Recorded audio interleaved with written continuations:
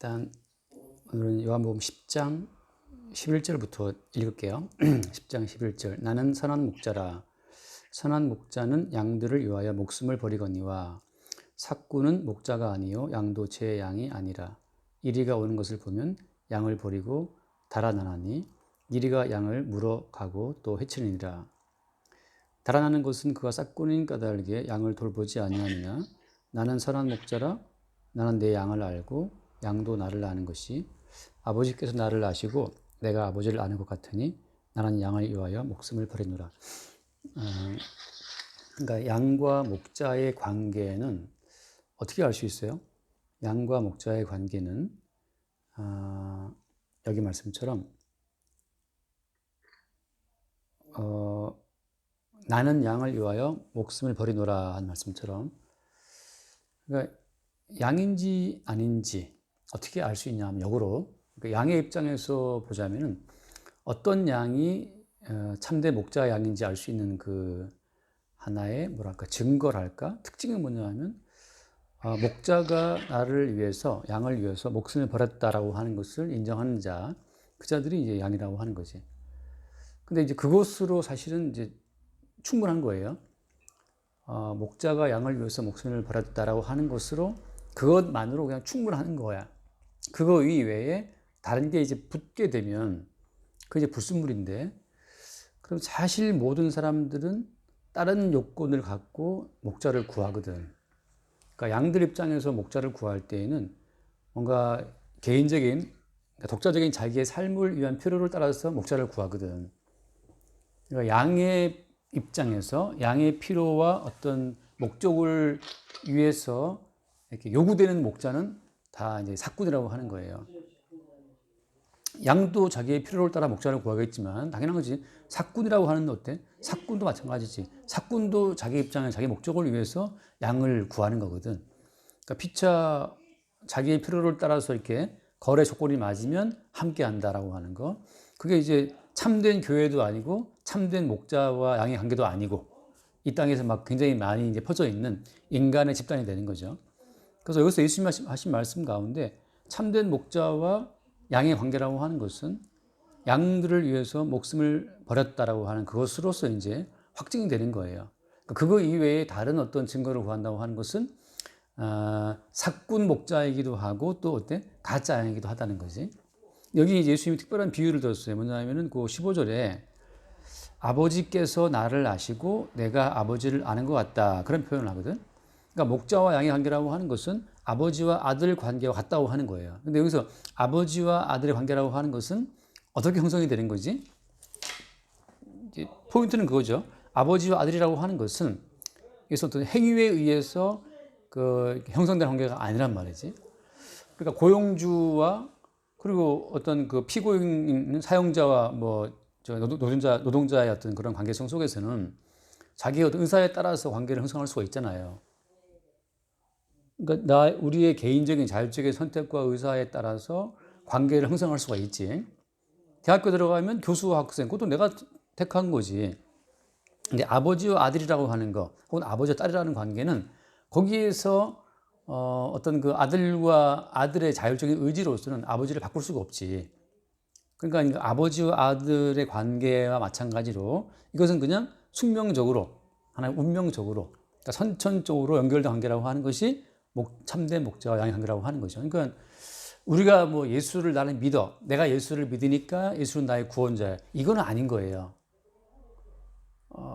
아버지가 아들을 볼 때 그 아들이 뭘 하든지 간에, 심지어 그 아들이 아버지와의 관계를 부정하고 집을 나간다 하더라도 아들은 아들인 거거든. 지금 뭐 기특이가 자고 있지만 나중에 기특이가 커서 막 반항한단 말이지. 그래서 내가 너를 호적에서 파겠다 어쩌고 떠들어도 그건 딸은 딸이거든. 그러니까 무엇으로도 그 인위적인 행동으로, 그지? 인위적인 인간의 행위로 그 원천적 관계를 바꿀 수 없는 것처럼, 그러니까 목자와 양의 관계 마찬가지죠. 양이 뭐 깽판을 친다, 양이 뭐 진짜 반항해서 집을 나간다 하더라도 그 목자와 양의 관계가 끊어지지 않는 것은 마치 아버지와 아들의 관계와 같다고 하는 거죠. 그러니까 여기서 이제 우리가 흔히 하는 오해는 내가 어떻게 하면, 내가 뭐 어떤 실수를 하면 어떤 주님이 나를 버리지 않을까라고 하는 거, 또 내가 무언가를 잘 하면 주님이 나를 참 양으로 알아주지 않을까. 그런 이제 인간적인 어떤 의지와 행위의 근거에서 관계를 형성하려고 하는 그 모든 시도가 사실 이게 종교적인 시도죠. 종교적인 시도고 적그리스도의 시도라고 하는 거예요. 그러니까 사람들이 보통 종교 집단에 매이는 것은 왜 매이는 거지? 보통 종교 집단이 사람들을 미혹할 때는 그들의 행위를 가지고 그 사람들을 억압한단 말이지. 이거를 해야 돼. 이거 안 하면 너 망해. 라든지. 또 이걸 하면 너에게 좋은 일이 벌어질 거야. 라든지. 그게 사실은 뭐 우리가 점집에 가도 그렇다. 점집에 가면 다 반말한다며. 뭐 마가 끼었어. 뭐 해야 돼. 이런 식으로. 예전에 그 집사람의 고모 만난 적이 있는데 그 고모가 말하나 모르겠다. 그 구슬 800만 원짜리 구슬을 했다는 거예요. 그것 때문에 이제 그 고모부랑 엄청 싸웠다는 이야기를 이제 막 하는 거지. 만났는데 간만에 그분은 교회 안 다니니까. 그 고모부가 상당히 이제 약간 높은 무슨 공무원이었다 그러는데 그때 우리는 정말 너무나 작은 교회에서 아주 힘들게 살고 있었는데 고모가 와서 이제 막 한다는 말이 야 은지야 나 뭐 그 구슬해서 발방자를 했어. 그래서 막 고모랑 싸웠지 않니? 근데 이제 화가 난 거지 지금. 뭐 800만 원짜리 구슬 냈어요. 이제 막 화가 나는데 근데 그 무당이 용하다고 소문 났는데 구슬해야 돼. 기본이 800이야 이렇게 막 했다는 거야. 그러니까 어떤 그 행위로 그 사람의 어떤 미래나 운명을 바꿀 수 있다라고 말하는 건 다 가짜예요. 다시 말하지만 인간의 행위로 그의 운명과 그의 어떤 영원한 미래가 바뀐다고 하는 것은 다 가짜라고. 이미 인간의 운명은 확정되어 있어요. 그러니까 성경은 말하거든 이게 창세 전 그리스도 안에서 그죠? 에서와 야곱이 태어나기도 전에 무슨 선과 악을 행하기도 전에 그 택하심을 따라 되는 그 하나님의 뜻이라고 말하거든. 그러니까 택하심을 따라 되는 하나님의 그 뜻이 목자와 양의 관계를 이미 형성을 해놨고 예수께서 오셔서 이제 그 창세 전에 형성된 그 관계를 역사 가운데 나타내러 오신 거거든. 그러니까 모든 성도는 자기의 자율적인 어떤 선택과 결단과 의지에 의해서 목자와의 관계를 맺는 것이 아니고 이미 창세 전에 형성되어 있던 그 관계 자체를 역사 속에서 확인하는 거예요. 그 확인하는 이제 과정이 주의 말씀이 성령으로 들려오기도 하고 또 누구와의 만남을 통해서 또 어떤 우연한 기회에 결국은 다시 또 말씀을 듣는 자리로 가기도 하고 그 다양한 경로는 다양하지만 결론은 이미 창세전 그리스도 예수 안에서 확정된 그 어떤 만남이었다고 하는 것을 알지 못한다면 여전히 미혹되고 있는 거죠. 그런 사람들은 이제 죽을 때까지 자기 행위에 붙들리거든. 내가 뭘 하지 않으면 나의 뭐 어떤 천국 가는 그 행위에 문제가 있지 않을까라고 하는 식으로 돌아간다고 하는 거죠. 그래서 오늘 예수님께서는 그냥 아버지께서 나를 아시고 내가 아버지를 아는 것 같다. 그러니까 원천적인 관계라고 하는 거지. 행위에 의해서 형성되는 관계가 아니고 관계에 의해서 그 관계를 증명해 주는 어떤 행위만 따라올 뿐이에요. 사실 그렇잖아 우리가 자식과 부모 관계가 어떻게 형성돼? 어떻게 드러나? 그 딸이 그 엄마의 딸이라고 하는 그 증거는 어떻게 드러나요? 제가 그 엄마의 딸이야. 그 증거는 뭐냐 하면 그 딸이 뭘 한다 하더라도 엄마는 그 딸을 딸로 인정한다고 하는 거. 이것이 유일한 증거가 되지. 그러니까 행위 자체를 계속 부정한다는 거지. 공부를 잘하면 내 딸이고 공부를 못해오면 내 딸이 아닌 게 아닌 거라. 여기에서 이제 참된 목자와 양의 관계가 안 된 사람들은 어때요?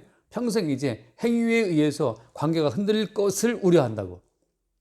그러니까 행위에 의해서 관계의 끈이 두터워지기도 하고 끊어지기도 한다고 생각하는 그 자체가 사실은 참된 관계에 들어가지 못한 자들의 생각이라고 하는 거예요.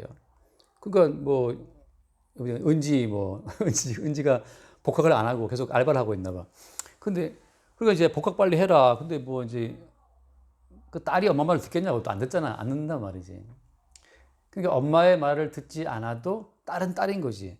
그러니까 계속 오히려 이제 개기고 엄마한테 반항하고 엄마를 훈계한다 하더라도 그 관계 자체는 안 맡겨요. 근데 이제 그 딸을 뭘 믿고 있는 거야? 내가 이렇게 해도 우리 엄마는 나에게 최소한의 뭔가를 한다는 그 엄마와 딸의 관계에 대한 믿음이 있단 말이지. 그게 믿음이라고.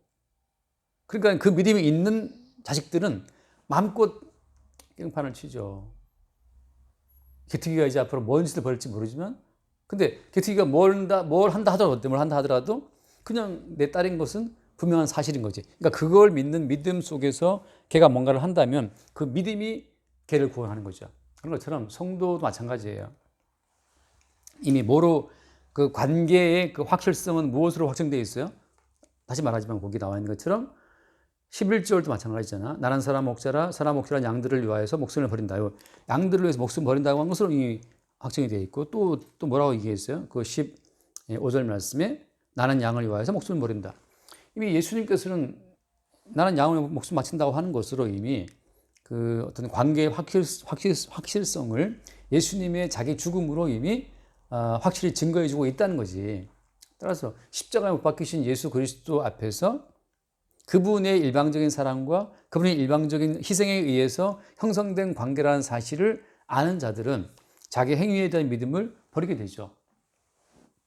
그게 이제 참된 목자와 관계라고 하는 거지. 그 뒤에 하나 더 읽고 합시다. 거기 그 뒤에 16절 말씀 보면 16절 또 이 우리에 들지 아니한 다른 양들이 내게 있어 내가 인도하여야 할 터이니 그들도 내 음성을 듣고 한 무리가 되어 한 목자에게 있으리라. 자, 또 반복하는 말씀이에요. 17절 내가 내 목숨을 버리는 것은 그것을 내가 다시 얻기 위함이니 이로 말미암아 아버지께서 나를 사랑하신다. 자, 다시 한 번 더 말씀하신 것이 내가 내 목숨을 버린다고 말씀하신다고. 자, 그러면서 지금 이제 3번 나오는 반복된 이야기야. 목숨 버린다, 목숨 버린다, 목숨 버린다. 근데 여기 이제 그 방금 보던 말씀처럼 이 우리에 들지 아니한 다른 양들이 내게 있다. 이건 무슨 얘기일까? 이 우리에 들지 아니한 다른 양들이 내게 있다라고 하는 거. 자, 원래 성경이라는 것은 기본적으로 이스라엘 민족을 중심으로, 그죠? 선포된 말씀이잖아요. 그러니까 이스라엘 민족이 온 인류를 대표하는 샘플처럼 그 택함받은 민족이라고. 자, 그 말은 무슨 말이야? 이스라엘 민족은 샘플이고 모델이기 때문에 이스라엘 전체가 구원되는 것이 아니고 이스라엘을 통해서 나타낸 하나님의 뜻의 확장이야. 이스라엘 민족을 통해서 보여주신 하나님의 뜻의 확장으로 말미암아서 이제 이스라엘을 빵 터뜨리면 이스라엘의 그 요소가 사방으로 쫙 흩어지겠지. 그래서 이스라엘의 그 요소가 사방 흩어짐으로 말미암아서 이방 세계에도 무수히 많은 자들이 이스라엘의 요소에 그 뭐랄까 합체되는 자들이 등장한다고. 그들을 다 인도하기 위해 주께서 오늘 말씀하고 있는 거야. 이 우리에 들지 아니한 다른 양들이 있는데 내가 그들을 인도할 것이다라고 하는 것도 마찬가지예요. 그러니까는 샘플로 택함받은 이스라엘이 나중에 뭐 어떤 짓을 하게 돼요? 마지막에 이스라엘의 결론은 메시아로 오신 예수를 못 박아 죽이는 거야. 그게 무슨 의미죠?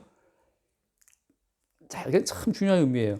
이스라엘의 마지막 결론은 메시아로 오신 예수를 못 박아 죽이는 건데 그 말이 무슨 말인가? 참된 이스라엘은 십자가에 못 박혀 죽으신 예수 그리스도 그분의 관계성, 그분의 그 십자가 앞에서만 그 관계가 형성이 된다고 하는 거지. 자, 그래서 그 자리 어때? 그 자리, 십자가의 자리에서 어때? 십자가 자리에서 참된 목자는 양들을 위해서 목숨을 버린다라고 하는 그 말씀이 이루어지는 거야. 자, 그 말은 무슨 말인가 이제? 이스라엘의 요소가 온 인류로 쫙 흩어지게 되면 무수히 많은 이방인 가운데에서 십자가 앞에서 내가 바로 나의 의로움으로 말미암아 예수 그리스도를 못 박아 죽이는 자라고 하는 것으로 확증되는 그 자리에 서게 되는 자들이 이 우리에 들지 아니한 다른 양들이에요. 다시 말해서 쉽게 말하면 역으로 말하면 그렇죠. 이스라엘 백성들이 율법을 지키는 자기의 의로운 행위로 말미암아서 예수님과 관계가 형성이 되나요? 그게 아니잖아요, 그죠? 그런 것처럼 오늘 이방 세계에도 말씀을 지키는 자기의 의로운 행위로 예수님과의 관계를 돈독하게 형성시키려고 하는 그 모든 시도는 다 엉터리라고 하는 거지. 그래서 참된 이스라엘의 요소가 인류 가운데 확산되었을 때 거기에서 참된 이스라엘의 그 범주로 들어오게 되는 이 우리에 들지 않은 다른 양들도 들어와야 되기 때문에 이 우리에 들어오는 그 모든 양들은 다 어떤 경로 과정을 거치게 돼 있어요. 십자가 못 박히신 예수 그리스도 앞에서 자기의 실상을 보는 거라고. 그러니까 내가 늘 하는 말이 입새에 이는 바람에도 나는 괴로워했다라고 하는 그 입새에 이는 바람도 괴로워하는 자기의 타고난 양심, 그리고 그 양심을 달래기 위한 자기의 무수한 행위, 그런 것으로 예수 그리스도와의 관계를 형성할 수가 없고, 그로 인해서 이 우리에 들지 아니한 다른 양들에게 속할 수도 없다는 거지. 그러니까 결국은 똑같아요. 하나님께서 이스라엘 백성들을 십자가의 현장에다가 딱 세워서 그 십자가 앞에서 너 예수를 어떻게 생각하느냐? 나는 예수를 내가 못 박아 죽인 자인데 사실은 그 예수님이 우리를 위해서 목숨을 버리는 거였습니다. 라고 하는 것으로 그 관계가 고백이 되고 확인이 되는 그자들만 참된 이스라엘인 것처럼 그 동일한 고백이 온 인류에 이제 확산되는 거예요. 똑같은 거지. 나중에 이제 자식을 키웠을 때 자식들이 내가 부모님한테 나는 할 말 다 했습니다. 나는 부모님께 할 말 다 했습니다. 이렇게 말하는 자식들은 자기 의에 지금 도취가 되어 있는 거란 말이지. 마치 그런 것처럼 지금 여기 이 우리에 들지 않은 다른 양들은 그 참된 이스라엘의 요소로 말미암아서 십자가 앞에서 주님과 다시 관계를 맺게 되는 자들을 말하는 거예요. 그래서 거기 이 우리 들지 아니한 다른 양들이 내게 있어 내가 인도하여야 할 터이니 그들도 내 음성을 듣고 한 무리가 되어 한 목자에게 있으리라. 그 뒤에 말씀 읽고 마칠게요. 내가 내 목숨을 버리는 것은 그것을 다시 얻기 위함이니. 이게 이제 참 중요한 거예요. 예수님께서 목숨을 버리는 것은 어때? 그것을 다시 어떻게 하기 위함이다? 얻기 위함이다. 그러니까 예수님께서 목숨을 버리는 것은 다시 얻기 위해서인데, 이게 이 원리가 그러니까 뭐랄까 동일하게 반복이 돼요. 하나님께서 말씀하시거든. 말씀을 던지시는 그 이유는 그 말씀이 나가서 뭔가를 성취하고 이루고 다시 돌아오거든, 주님께. 하늘의 밀을 땅에 던지는 것은 왜 던지는 거야? 하늘의 밀이 땅에 떨어져서 이 껍질이 썩고 죽어져야만 새로운 생명이 올라오는 것처럼 지금 우리가 알고 있는 목숨이라고 하는 것은 이거는 흙으로 돌아가야 되고 껍질처럼 깨져야 될 하나의 목숨이라고 하는 거죠. 그러니까 예수님께서 다시 목숨을 얻기 위해서 목숨을 버리시는 것과 동일한 패턴으로 예수의 모든 양떼가 같은 어떤 그 패턴으로 간다고 하는 거죠. 그러니까 성도 입장에서는 다시 얻기 위해서 버리는 거예요. 그러니까 바울이 말한 것처럼 난 내 몸을 떠나 주와 함께 있기 원한다. 그래서 오히려 성도는 우리 이 땅에서 죽기를 바라는 거지. 왜냐하면 이 이제 목숨이 죽어져야만 다시 얻으신 예수의 목숨에 합류할 수가 있기 때문에. 그 18절 말씀, 이를 내게서 빼앗는 자가 있는 것이 아니라 내가 스스로 버린다. 그러니까 예수님께서는 누구 때문에 죽은 것이 아니에요. 스스로 자기 양떼를 위해서 스스로 목숨을 버리신 것이고, 그 언약 가운데 하나님과 맺으신 그 언약 그대로 자기 목숨을 스스로 버리신 거라고. 그것이 바로 뭐예요? 이거 말하면 그것이 뭐냐? 이 계명은 내 아버지에게서 받았노라 하시니라라고 하거든. 그러니까 예수께서 자기의 목숨을 버리는 거, 아버지께서 그 아들 예수님에게 너는 너의 양떼를 위해서 목숨을 버려야 한다라고 하는 그 아버지의 계명을 갖고 오셨고, 그 계명을 예수님께서 성취를 하신 거죠. 이루신 거죠. 그러니까 예수님의 계명은 그거예요. 십자가에서 목숨 버리는 그것이 예수의 계명인데, 자 이제 어때? 모든 성도에게 남아진 이 계명도 마찬가지야. 자기의 목숨을 다시 얻기 위해서 버리신 예수님처럼 모든 성도는 그 목자의 죽음에 합류가 되어서 다시 목자의 새로운 생명 가운데 참여가 되는 자들이 양떼이기 때문에 성도에게 유일한 계명은 그리스도 예수와 함께 죽고 그와 함께 사는 것, 이게 모든 성도에게 주어진 계명인데, 이 모든 계명은 언제 어때요? 이미 먼저 그 계명을 성취하신 예수로 말미암아 이제 모든 양떼에게 이루어질 계명이라고 하는 거지. 그러니까 뭐 서두를 것도 없고 하루하루 주께서 자기의 백성을, 자기 양떼를 자기가 걸어가신 그 십자가의 죽음으로 이끌어들여서 십자가 예수와 함께 죽고 다시 그리스도 예수의 것으로 살려내시는 그 작업을 지금도 주님이 진행 중이라고 하는 거죠. 그래서 바울이 말한 것처럼 난 날마다 죽노라고 하는 거죠. 그러니까 성도 입장에서는 매일매일 자기의 죽음을 확인받고 그리스도 예수로 사는 새로운 삶을 확인받는 과정 속에 참된 목자 양이라는 그 사실이 입증이 되는 거지. 오케이, 여기까지 합시다. 기도할 수 있겠어? 내가 할게요. 기도께만. 주님 감사합니다. 목자와 양의 관계가 아버지와 아들의 관계와 마찬가지로 행위에 의해서가 아니라 이미 언약에 의해서 확정된 관계임을 늘 새롭게 보게 하여 주옵시고, 확정된 관계의 그 끈에 의해서 예수와 함께 죽고 예수와 함께 살아나는 그 새로운 계명이 날마다 우리 가운데 나타나게 하여 주옵소서. 우리 주 예수 이름으로 기도드립니다. 아멘. 기도합시다.